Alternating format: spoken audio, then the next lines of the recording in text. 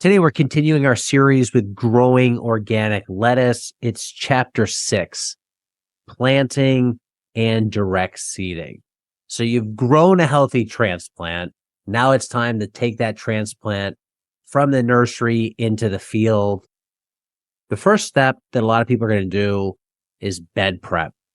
What does your current bed prep process look like when you're starting a new bed for lettuce? Okay, so now what we're doing, there's kind of two ways we do this. One is when it's a brand new, say, block, we're shaping beds with a bird plow. You can do it with a shovel. And then we've done our soil test, so all that's been amended and everything. Then what we're really trying to focus on is making sure we have a nice, flat, even across the width and the length. It doesn't have to be level from end to end, but it does need to be flat. And that is so that way when you do water, that you don't have these spots that hold more water or some that drain. That's where a lot of your spotty diseases and uneven growth comes from, is uneven. So that's been really important. What we're doing currently is we're doing this pretty minimal, almost zero till, where we're essentially, like in the summertime, how this works is, let's just say we have a bed of arugula. We're actually a bed of radishes. Okay, we crop out the bed of radishes. There's some debris on the field. There's some stumps left over, maybe some weeds here and there. What we're doing is we will do a light layer of compost if that's what we want to do, or we'll amend it according to what it needs to be amended by. We will then water that in the bed. We'll put a piece of landscape fabric over that bed. This is what I call time crop. So we're letting time crop out for you because it's too hot for us to do this work ourselves. Then a week later, we will peel that fabric back and we have a complete debris-free bare soil bed that has nothing to be pulled out. Like, it's very, very nice. And this works for all crops for the most part. Then what we'll do is we'll put down our drip tape. We'll put down landscape fabric over that. And then we'll transplant right directly into that bed. And so that's a basic walkthrough on how our bed prep is currently working. That does change as time goes on. We're trying to figure out how to do less. And so that's been really the best way, easiest way, I would say. We're leaving our roots intact. We don't like to mess around with the roots. And so that's a really fast, easy way for us to do turnover, bed prep, and getting that bed ready for planting. Are you amending after every crop? For lettuce, yes. And again, back to our fertility. In my experience, for summer, anything, so essentially from May to the end of October is the time when lettuce it's a heavy feeder. Anytime that there is high stress, environmental stress, heat wise, I just found it's just taken a lot more nutrients. I've done soil tests before and after and send that to my consultant. And he's been like, yeah, it's just amazing on how much you're from the field. Why? So every single time we're planting lettuce during those months, we are amending. I have 25% of your production area now dedicated to lettuce. In a perfect world, are you always trying to put lettuce in a bed that previously did not have lettuce in it? Yes. So we're never going lettuce on lettuce. Yeah. It's always followed. There's always a different crop growing before we planted lettuce. If you were, because either your production ratio was so high relative to the land you had, right, that would just make that whole soil fertility thing that much more important to have it that dialed in. It really would be. And there was one year, I think it was 2019, where we were doing a lot of lettuce on lettuce, but we were doing like an inch or two of compost in between each planting. So in general, with that works. This lighter tillage approach, I know in the past BCS, Power Harrow, there's Broad Forks. People do. You've sounds like you've really scaled that back and tried to simplify it as much as possible. No tilter. We used to use a tilter back 5 or 6 years ago, and it just beat us up. I remember I was just like, man, this thing is just beating me up. And my worker was like, oh man, this thing's so cool. Let's use it. And again, man, by the end of the summer, man, so now our tilter is just, it's in our storage shed. We haven't used it in years. So yeah, we're not using any kind of mechanical tools. No, we are using a rake. Okay. Like if a bed needs to be leveled out, we'll use a rake here and there. But for the most part, we're not using any kind of rotary action in our beds. Now, I'm not against tilling.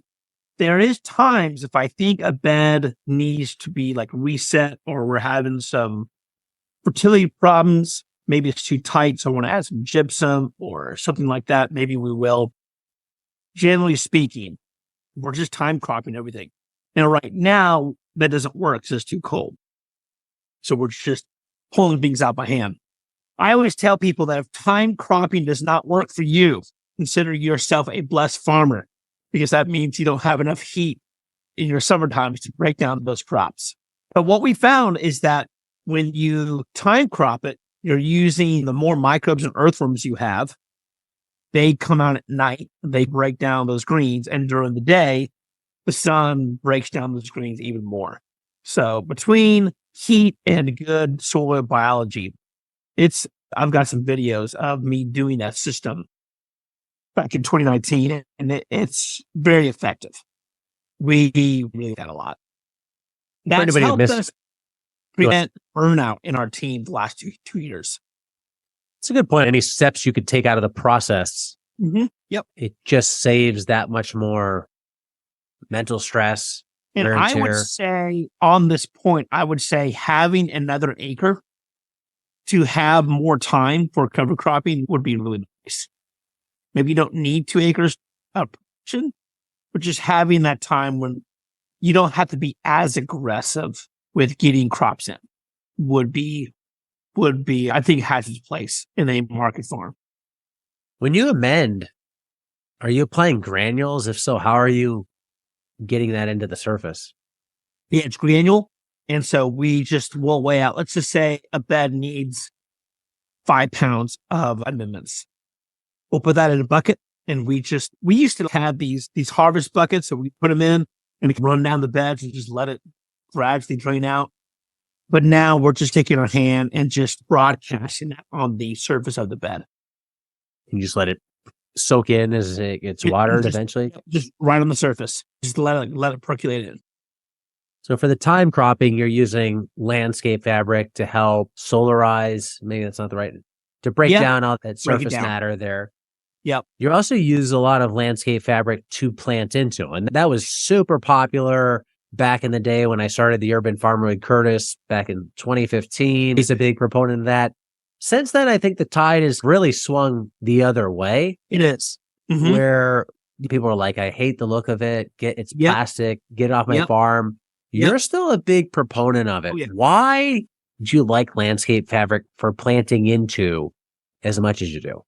All right. And you're absolutely right. So this is probably one of the most hated thing on my farm is landscape fabric.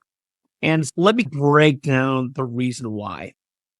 The number one driver was post-harvest, right? So what would happen is the greens would get dirty.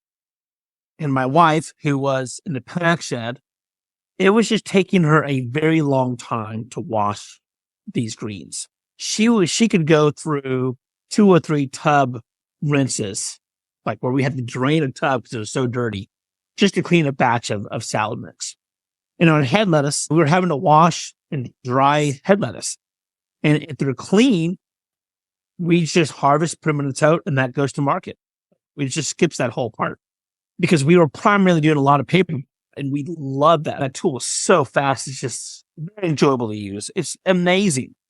But the problem was on her end, because I'm a mother, I'm homeschooling, and I'm cooking, and I don't want to spend 8 hours washing head lettuce when I don't have to spend any hours on it. And so the move for us was more of a whole system approach to our farm. So it's very common for a farm to spend 50% or so of their time in post-harvest. So she was spending just days working on this. Now, when we went to that fabric, she would spend a half a day on farmer's market. So it just wasn't even close. So I looked at it as it does save us more time, but it's really not taking us that much longer to plant by hand. We really have a system that's very fast. And so I thought, if this is going to save her that much time, let's do it. There's a few things that kind of happen in the result of going all the way fabric. I started to see higher yields in our lettuce. So in 2019, I started to do surface temperature readings on bare soil, fabric, under shade cloth, different percentages. And what I discovered was the soil underneath the fabric was like, I think this one day, the temperature was over 100 degrees. The surface of the soil, I believe, was 121, bare soil. And under the soil that was underneath the fabric was 83 degrees. Now, if you look at the research of what temperature certain microbes and earthworms to stay active in, it's in that mid 80s range. Anything above 80 degrees, anything above 90, they're going down deep, right? And so lettuce is a shallow rooted plant, and it needs nutrients from the shallow few inches of the soil. So what we were seeing is higher yields on fabric. And I don't have scientific data to measure the microbes in the half inch. But what this was telling me was the soil was cooler on beds that was grown in landscape fabric than beds that was bare soil. And so we saw that you can lift the landscape fabric and see earthworms and other biology going around. So what we were seeing is we were creating that just a better habitat for soil biology by using landscape. So we were seeing less disease because the lettuce was not getting dirty from backsplash, from heavy rains, or even irrigation. There were zero weeds, like no weeding. So at the paper pot, we were having to cultivate twice a week, where the fabric, zero cultivation. So literally we would plant, harvest, market. So we skipped the weeding, skipped the washing and drying, and it just saved a lot of steps in our whole farm system. So yes, it's not as the paper pot transplanter, but it really saved us a lot of time. And so now it's to the point of our weed control is pretty dialed in. No, it's because of how clean our crops are, like just that one reason alone, and keeping the surface of the soil cooler is enough for us to keep it. There's small little things, pros of, okay, the planting grid's already built in, right? So it takes you 2 minutes to lay down, staple it, and my kids can plant. Like we used to do like grid in the fabric and in the bare soil for planting, and kids would just miss. No, it's in the X. No, not in the middle. They would just always miss it. When you do fabric, nobody can miss. We have these, if you have a planting party, you want to have volunteers come. We used to everything that people would do would just be so messed up. Fabric, they mess it up. So it just dumbs it down for anybody to plant in a long, straight line without going off. Landscape fabric retains soil moisture. So if you have more sandy soil, you're going to be able to retain a lot more of that water that you've been applying to your beds. We really saw a drastic reduction in diseases. A lot of diseases come from soil sticking to your plants, and then it sits there and it attracts other pathogens, and it can just run rampant. And we've also seen, I've been using landscape fabric off and on since 2013, and I started to use it. I have still yet to see that fabric wear out. So it'll just last a very long time. The biggest downside is that it is plastic and it doesn't look good, but either does a field of weeds. And so I think a lot of farmers, they get this idea of we're not going to use it. And then come July, August, they call me and goes, I should listen to your advice. I should have used it. But then spring comes around and like, oh no, you know what? It's beautiful outside. I'll keep up with the weeding, but they rarely do. My team does not want to weed when it's 100 degrees outside. And so we're trying to wrap up our field work by 1:00. We don't want to be out there weeding every single bed twice a week, which is what we'd have to do, most likely. Yeah, it's one of those things. What do you weight higher? The desire not to look at it? If you're only saying, I hate the look of it, I can accept that. I don't love how it looks, but I'm also not production farming. Right. But it's, do I hate it so much that I want to do all these other things or miss these other advantages? And I think it is like a whole systems approach to it. It's like taking the wolves out of Yellowstone when they did that and then reintroduced them. There was systemic effects. And I think landscape fabric or a paper pot or cultivation, all of these things, whole big pictures. I introduced landscape fabric. I solved this problem and I affect this. So how much labor do you have? How is your weed pressure? Mm-hmm. What is your soil like? How much precipitation are you getting? All these things need to be considered. But I do love the simplicity of it because I think anytime you can train people to just do something very easily and leave no room for error, there's a hole, put a plant in the hole. Like it's very obvious where the hole is. You can't screw that up. I think those things are good. Yeah. And I agree with you. And I understand why people dislike it. Again, I would rather see beautiful, bare soil, plant and black soil. But I'm also running a business. And I also noticed that a lot of farmers, their team members get burnt out. And so I'm just looking at, hey, if I want to be doing this 10, 20 years from now, what kind of system can I build that would just help us have more production, healthier soils, and happier people who work here? I have not seen one con in the production system. I haven't seen we did this and it affected this plant. Zero. Like nothing. The only con that I have experienced is the way it looks. It doesn't look good. But I like not seeing weeds, and I like knowing that we didn't have to do any work to make it weed free, except take 2 minutes, 3 minutes to lay down the fabric. But again, I am very understandable why people don't like it. Hey, I would rather not see it either. But it's an aesthetic thing. And it is plastic, and I get people aren't into plastic, but it is one of those plastics that if you're buying a well-made landscape fabric from a reputable supplier, it's going to last a long time. It's not like that thing, the plastic that sometimes that commercial farmers use where they punch the holes in it and they rip that up every season and it's gone. And it's landscape fabric's woven. There's a high density to that fabric. It's going to last a long time. Yeah. You do have to burn holes in it, but there's pre-cut options out there. So not the worst con in the world. You have 2-inch holes in all your fabric. You're hand transplanting into it. What's your process now for hand transplanting? So that's one thing I think people think takes a long time. How have you systematized this?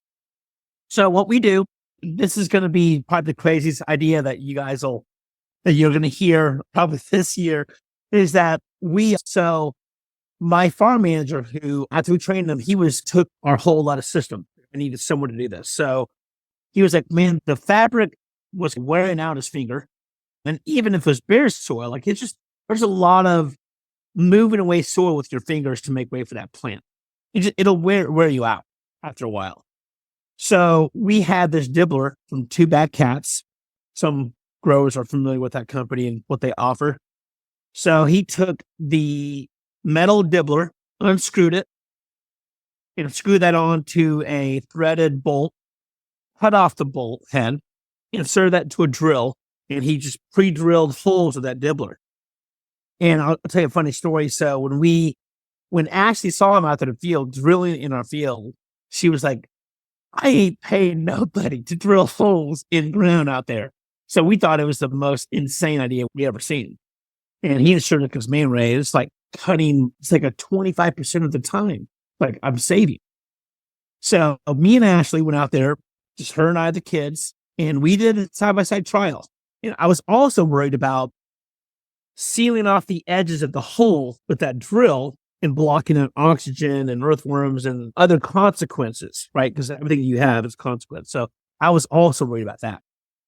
But she just thought it was just the most insane thing that she saw. So we tried it side by side. Of course, our kids love the whole drill idea.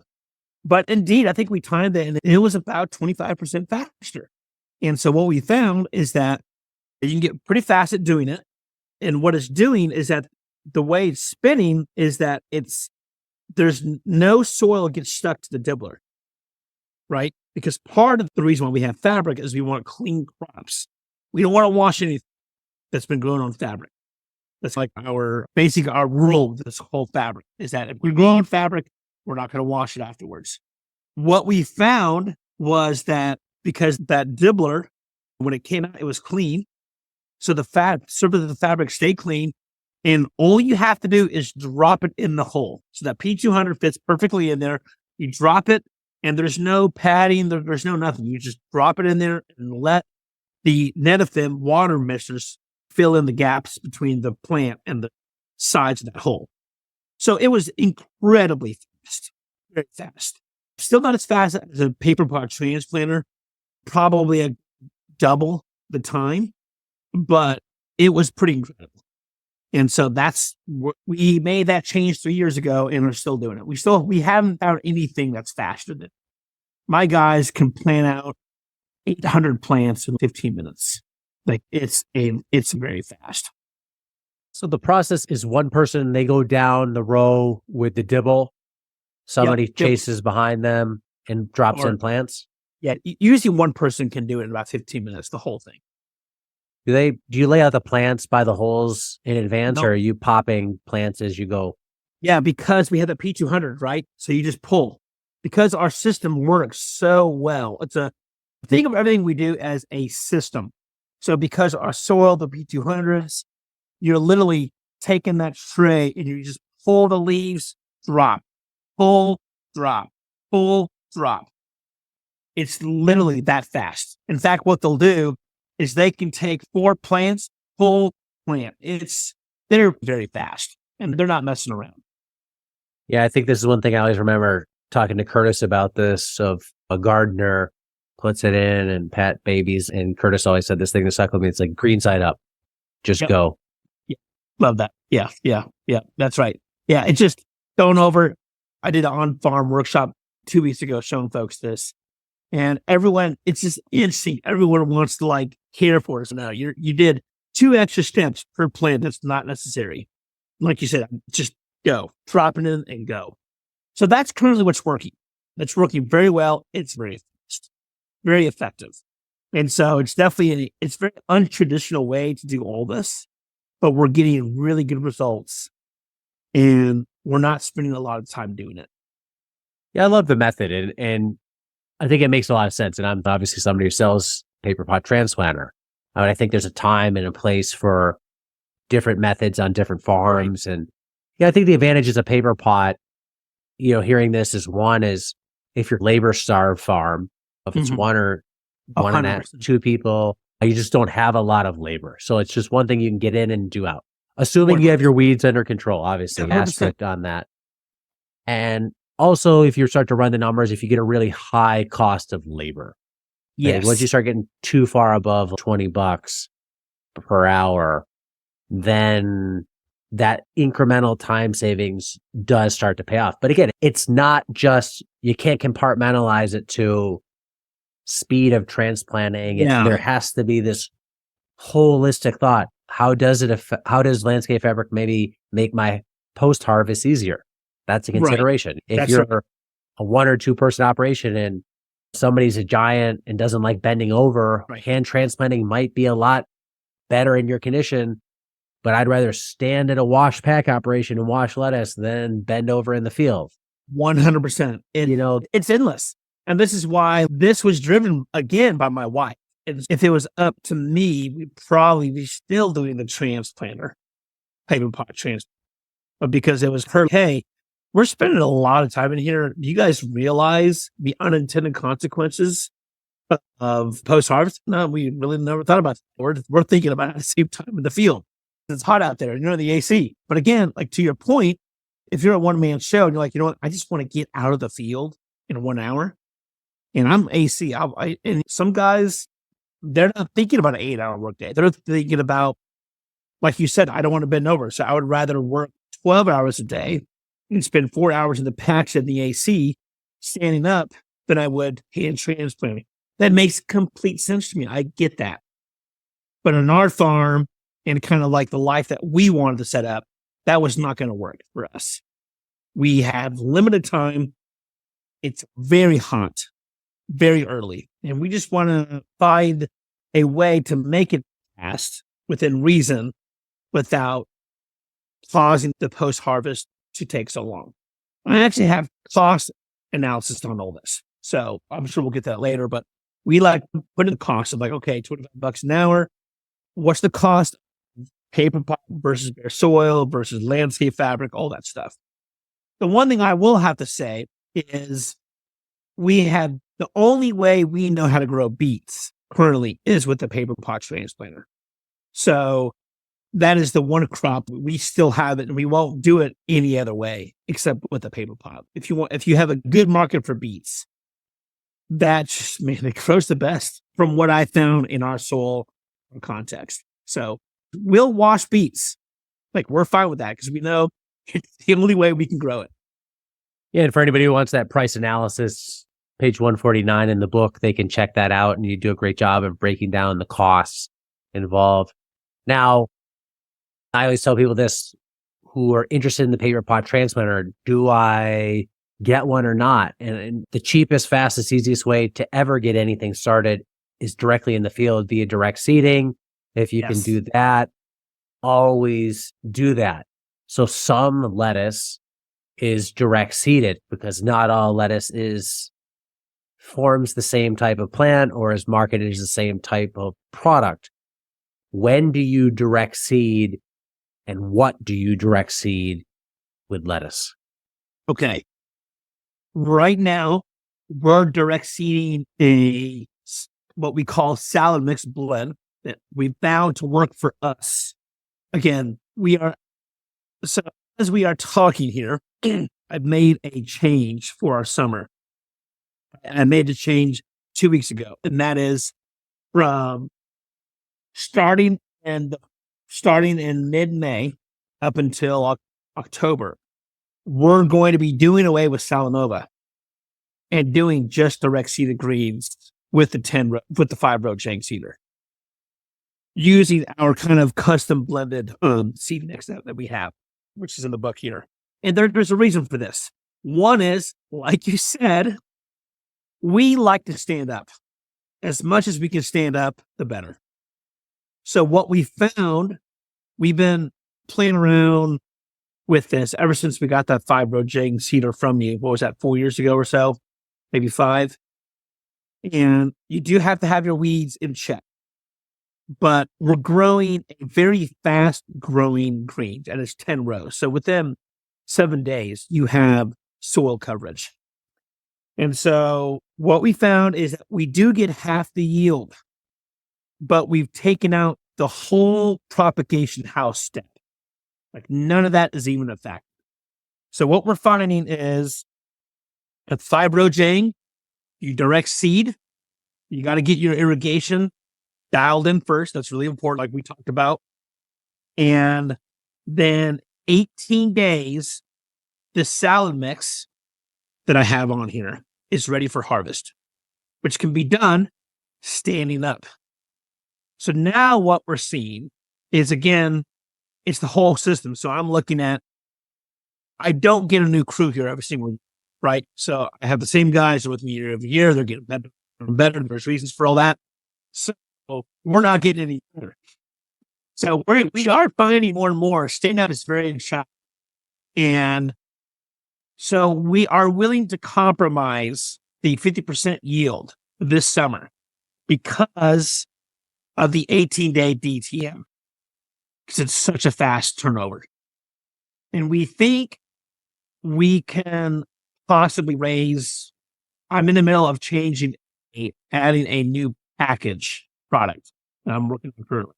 Then I think I can compensate for the reduction in yield. So it's this whole system. So I really like this. We use this for direct seeded spinach, arugula, radishes. And one thing that's nice about this fibro J is that it's evenly spaced. So there's a lot more even airflow, meaning a lot less disease. So because it's so closely planted together that the growing canopy shades the soil within 7 days, giving you that cooling effect that the fabric gives us. Where head lettuce still can't get you that. There's still these, again, now we're okay, it doesn't really make a difference. But for us, we just really like having this fast growing crops with the Jane seeder. No, having crops that are ready in 18 to 21 days has been really efficient for us. So we've been tracking this for the last 2 years. I've just felt like, hey, we're going to do the summer. We're going to try it. We have sales for this mix, which is different than Salanova. Before, I could not sell this mix to a grocery store or a restaurant, but I can sell this mix to online store, on-farm store, and farmers markets. That's something I was going to ask about. Do customers notice difference? So you're growing Salanova, or a lot of growers are growing Salanova for salad mix. They're not harvesting it and selling it as a head. They're growing it as a mix. And then you have, and that's always transplanted. Like most head lettuce, always transplanted. Salad mix, loose leaf salad mix is just seeds going into a jang, into the field. That's harvested. When you harvest that, let's say I harvest Salanova for salad mix, and I harvest loose leaf salad mix that was planted direct seeded in field. You're saying a grocery store might not like that. What's the difference in product, feel, taste, look, texture? Why? I think this is maybe an important consideration somebody needs to understand about the two and their knowing their market if they're going to do one versus the other. The big difference is going to be texture. Big difference. And in a second, we're going to be flavor. So the Salanova is a lot more dense. It's a lot more hardier, stands up, has a lot more loft to it. Where our direct seeded salad mix, the varieties that we're growing at least, tends to be a lot more, I guess I would say flat, has less texture, less character, but they tend to have more flavor. But most of the time, like with a restaurant, they're compensating flavor with their dressing or whatever sauce they're using. What they want is that Salanova, which stands on a plate very nicely. So they do not accept anything else from what I found, at least for our kind of local restaurant market, except for the Salanova. Now, so that's something definitely to consider is that your direct seeded salad mix just doesn't have that loft. It's just going to be a lot more fragile, I would say. So what I've been really working hard on is trying to develop a market for the direct seeded salad mix. Because I did see when I first used that 5-row jink, I was like, man, this is incredible. To get your weeds under control. My goodness, what a much easier way to farm than hand transplant or bend over harvest by hand. So we've been on this journey of like, how can we replace Salanova during the summertime? It still makes sense growing Salanova in the winter and spring because the yields are just like, I mean, I can get 185 pounds of Salanova in the bed for the first cut. I mean, I can get 90 with direct seeded salad mix. I've got to really be aggressive on my fertility and other things like that. So overall, and I would also say that my team really enjoys the fire. Like it's just so fast, 2 minutes, like maybe less, just so fast. And that jang it doesn't have to be like this perfect. If you use the pinpoint seed from Johnny's, man, your soil has got to be like perfect. And we're trying to get the job done and go on to the next task. Because again, my team, 8-hour day to work, 5 8-hour days. So there's just not a lot of time to be like making perfect shaped beds. So the Jang seeder has a lot of forgiveness built into it. Just with the shoes, the back roller that presses that bed flat, the whole thing really works well.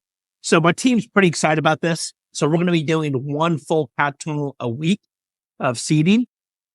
So that'll give us, on a conservative side, at least a minimum 200 pounds a week, which will all be sold 100% retail. We think we can increase the price so that we know that this system works. And I've done it where I've held back Salanova on market weeks to see if they would notice. A few people will notice, but out of 400 customers, I'll get one who will say, hey, when will we get the Salanova back? Like, maybe a month. Okay. This is just as good. For my clientele, it works. It's going to work for us. In the whole system, I'm pretty excited about making this change.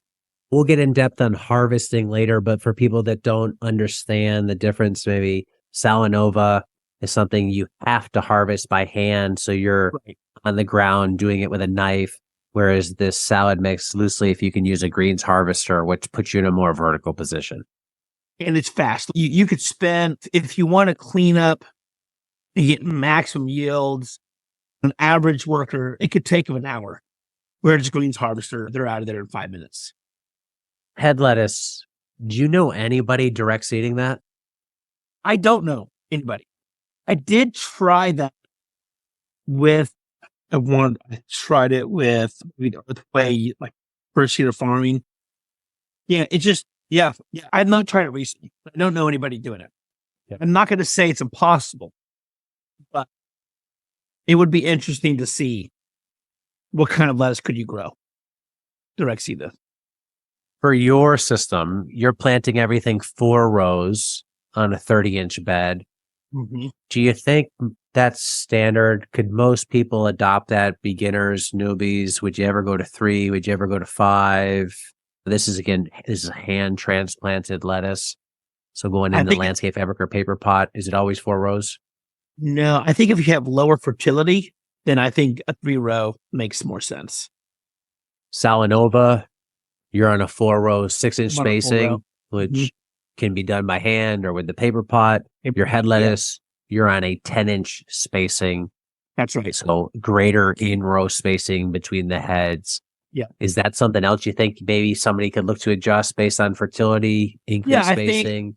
If your fertility wasn't dialed in, I would recommend doing a 3-row, like a 3x12, three rows, 12 inches apart, maybe even 14. A lot of folks can charge more for a bigger head. I'll have farmers that I work with, and they'll say, I get $3 for a small head and $5 for a big. I was like, why? What do we need to do to help you increase the size of that lettuce? Because that's a pretty big increase from 3 to 5. But maybe it's okay, I have lower fertility, so maybe just don't plant as much, tighter together. Maybe it's 2-row.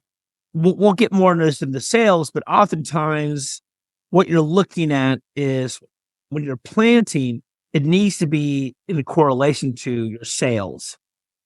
So if you feel like you can only sell 300 head of lettuce a week, that's it. And you either get $3 for a small head or $5 for a big one. But it's like, you need to grow 300 big heads of lettuce. And so adjust your spacing to make that doable. The general rule, more space, 100%. Plant. That's going to happen. Yep. I've thought about even for some different market stream, I've considered going to a 3-row just for that very reason. The only thing left, post-transplant, post-direct seed, what's the final step in getting those off to the right start? Are you overhead watering for both transplants and direct seeded crops? Now, previously we talked about you've only gone to drip you have the netophyms in the tunnels. So what's the process? I've direct seeded, I've transplanted. How do I get those things off to a great start? There's 2 things I do. The first thing I do is I put 30% shade cloth over it. That's the first thing. Then the second thing, as soon as that is done, is I am setting the automatic irrigation timer. I think a timer is really important.